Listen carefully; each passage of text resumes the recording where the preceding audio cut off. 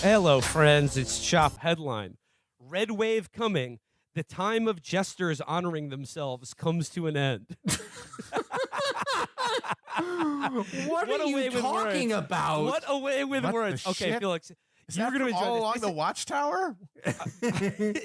He has such a way with words. So, red wave coming. The time of jesters honoring themselves comes to an end by John Cass. Oh my God. It begins. I must admit that I've always been susceptible to the dark charms of jesters. I don't know what to say. I mean, same. I can say that. I The must admit, dark charms. I must admit that I've always been susceptible to the dark charms of jesters. Jesters are just funny little guys. They juggle. Particularly, he goes on to write, those evil jesters who use cunning and wits to rid themselves of their enemies in politics and at court. Not Wait, but that's not a guy.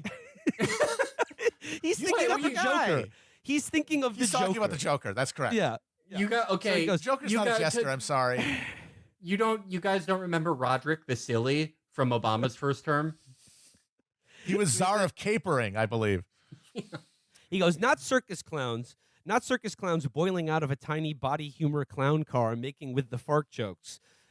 Sorry, I have to read that sentence again. What? Not This is also not, Bob Dylan. I think this is Subterranean Homesick Blues. I'm on the pavement worrying about the circus clowns boiling out of a fake car making with the fart sounds. Not circus clowns boiling out of a tiny body humor clown car making with the fart jokes. Body but humor. jesters. Body Oh, right. humor. Is this Body humor. humor.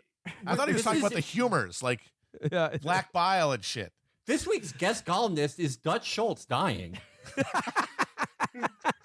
So he goes, America is awash in jesters now. You see them everywhere. In media and politics, many are sad, many panic in silence. They are all Democrats. And that red wave is coming for them. The iconic American hero was once the cowboy, but cultural high priests had to kill him off when they decided we were too advanced of a culture to stoop to the vulgar and brutal practice of fight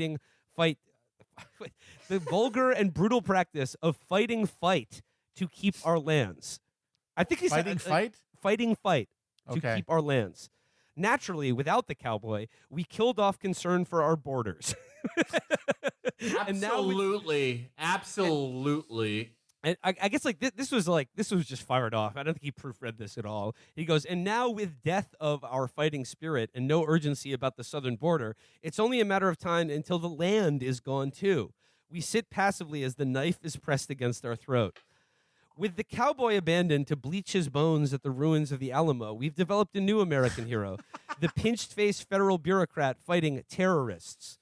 Whether the bureaucrat hero is Jack Ryan or the CIA or Jack Bauer of 24 or other iterations, rest assured that the Patriot Act may be used against innocent American citizens.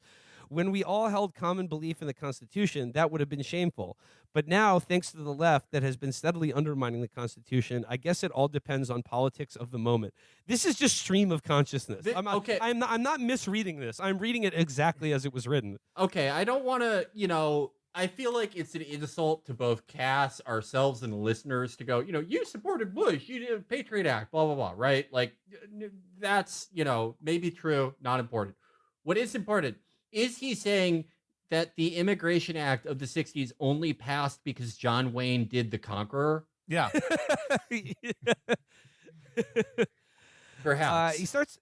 Then he starts talking about Stalin and Walter Duranty for a while.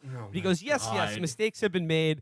Yesterday's bomb vest wearing terrorist on TV screaming Allahu Akbar may have morphed into middle-class suburban American parents at your local school board meeting, opposed to gender dysphoria and CRT propaganda.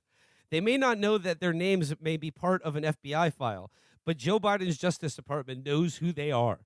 And now the jesters take the stage, spinning their magical tales of a dystopian future if Democrats don't win on Tuesday. And Democrats are in absolute hysterics, with President Biden shrieking threats that Americans who don't vote to keep Democrats in power are destroying democracy in America. The president is something of a jester himself, but in reality, the president is a meat puppet without wits. And you can see the jesters on full display on MSNBC, CNN, and elsewhere in the left-wing, oh-so-corporate legacy media. They scamper and roll about the floor in a rage. It was the dwarf Piccolini who first got to me and caused me to appreciate jesters. He was the malevolent dwarf in Par Lagerkiewicz's novel The Dwarf that was set during the Italian Renaissance. Piccolini was servant to the prince, Machiavelli, and he was familiar with the scholar, Leonardo da Vinci. I don't know what... Okay, now he's doing Donovan. This is Atlantis, I'm pretty sure. Yeah. He goes, leftist American jesters have been on display for the past several weeks. And with jesters. And with Tuesday approaching, they shake their head rattles, known as a marat, and hiss through their filed teeth, warning of dire consequences and much terror if Americans vote the wrong way and don't keep Democrats in power. The great Polish jester Stanzik was no MSNBC clown. Did he need to be a gesture? No, he's referring to a painting. He is depicted in the masterpiece in red by Polish master Jan Matejko that is finally in its rightful place in the Polish Museum in Warsaw. It is one of my favorite paintings. If it were in Chicago at the Art Institute, I'd happily spend days sitting in front of it. The formal title isn't Sad Clown or The Sad Clown Paradox, but Stanzik during a ball at the court of Queen Bona in the face of the loss of Smolensk, 1862. His back is to the party just outside the room. He is depressed. He has dropped his marat on the floor. The red jester, heroic and sad, is worried that the royalty of Poland didn't take the world seriously enough. It has all been too much for the unhinged leftist jester historian Michael Beschloss of MSNBC. He warned the other day that the descendants of leftist jester historians like himself may be dragged out of their homes and shot by some authoritarian government of the future if the pro-authoritarian Democrats don't retain control. Okay, someone laced his kielbasa. Someone got him wet. Once again, it's like these leftists, they're trying to fearmonger people. They're trying to get people scared. Aren't they a bunch of psycho freaks who need to be defeated? And it's like, okay, dude, remind me again, what is your demographic? What's that 80-year-old retired man who lives with a wife he hates and is miserable? Okay, once again, not normal. Well, not normal, John. I'm sorry. This is probably the greatest example we could have pulled for failure to be normal, right? Yep. Because this is not even... Let's not even get into, like, you know, if you go to a school board meeting and you're upset, you're going to go to Gitmo. Let's not even get into those specifics. The way this is written, if you talked like this to anyone, if you sent an email like this to anyone, you would be committed. This is an insane way to talk. Leave aside, Felix, right. Let's leave aside the fact that, like, he supported the war on terrorism and all of the warrantless surveillance that he now is worried is going to be Joe Biden's Justice Department is going to round up parents at school board meetings, which, by the way, he should do. But I just want to focus in on the part that he said he would be more than happy to spend every day staring at a painting of a clown in the Polish Museum. I want to stare at a painting of a sad I just want to look clown. at a sad clown, okay? Yeah. By the way, you know who had a lot of clown paintings in her bedroom? My aged grandmother, who sat in her room and watched CNN all day.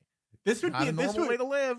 This would be a real, like, you know, there you go again moment, right? If DeSantis, if he got up there in 2024, he's debating Brandon, and he says, "You remind me a lot of Pajuko, the sad Polish clown." People would be talking about that forever.